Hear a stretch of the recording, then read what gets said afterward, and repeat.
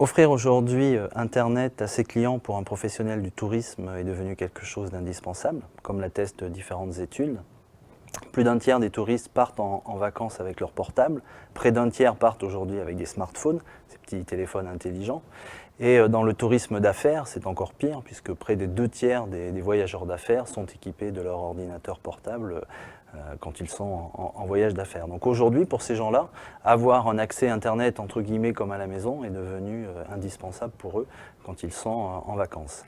Alors aujourd'hui, partager un accès Internet pour un professionnel du tourisme, notamment en chambre d'hôte, en gîte, est devenu quelque chose d'assez facile en partageant souvent l'accès Wi-Fi, c'est-à-dire l'accès sans fil à sa box. Sauf que partager un accès Internet et offrir un accès Internet au grand public, en France, c'est régi par 2 lois importantes et on ne peut pas faire n'importe quoi.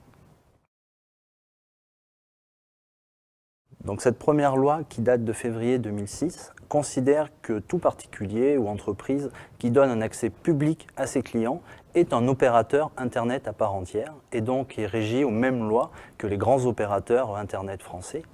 Et cette loi stipule qu'on doit notamment conserver toutes les données d'identification et de connexion des internautes pendant 1 an, pour pouvoir les restituer sur commission rogatoire si le besoin s'en fait sentir.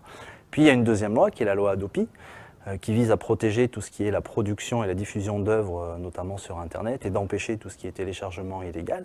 Et donc là aussi, un professionnel du tourisme doit garantir que si par hasard un téléchargement illégal est fait dans sa structure, ce n'est pas lui qui est responsable, mais le client. Et donc il doit pouvoir prouver, donc identifier qui a fait quoi, quand, à quelle heure, dans son hôtel.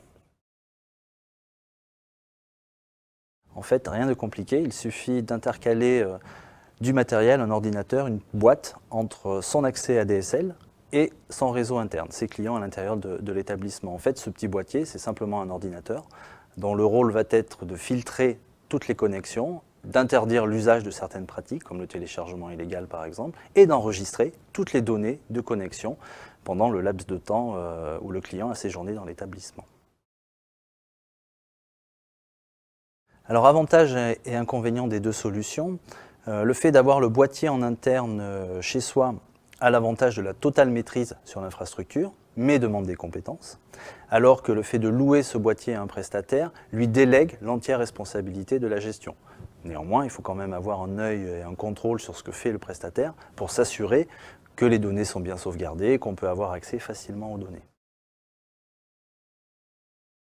Autre avantage inconvénient de la solution concerne les coûts. Si vous achetez le boîtier en interne, cela va vous coûter environ 600-750 € hors taxe, plus après 50 € par point d'accès Wi-Fi, c'est-à-dire par boîtier Wi-Fi qui vont vous connecter effectivement à Internet. Alors qu'en termes de location, vous avez un coût d'accès à l'infrastructure d'une centaine d'euros, puis après une location mensuelle de 20 à 50 € hors taxe aussi par point d'accès. Pour les professionnels du tourisme intéressés par la mise en place de ces solutions, si elles souhaitent louer le matériel, il suffit qu'elles aillent sur un moteur de recherche et qu'elles tapent « hotspot Wi-Fi ». Elles auront ainsi toute une liste de prestataires capables de réaliser ces missions. Si elles veulent acquérir un boîtier, acheter un boîtier en interne, il suffit d'aller sur les sites internet des plus grands revendeurs informatiques plutôt orientés professionnels et elles trouveront là aussi largement un choix de produits.